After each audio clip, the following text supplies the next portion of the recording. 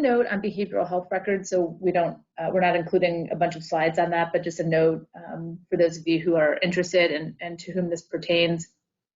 Behavioral health records are a subset of health records that fall within, of course, general protected health information.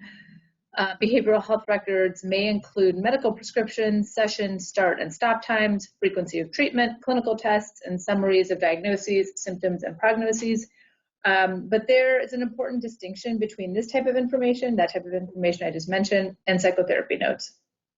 Psychotherapy notes are recorded by a professional documenting or analyzing the contents of a conversation during a private counseling session or group, joint, or family counseling sessions.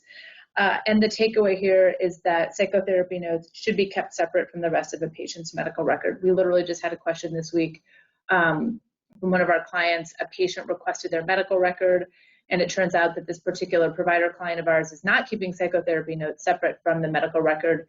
And so really, if they're not doing that, then when they're asked for the record, they have to turn everything over.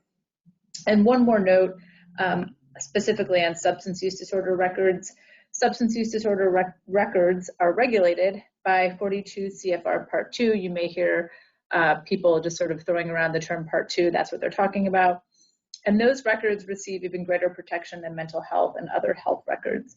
Part 2 requires federally assisted programs, that's a term of art, that provide substance use disorder services to have formal policies and procedures to reasonably protect against unauthorized uses and disclosures of patient identifying information. So if you are a provider that provides SUD services, make sure you are also complying with 42 CFR Part 2.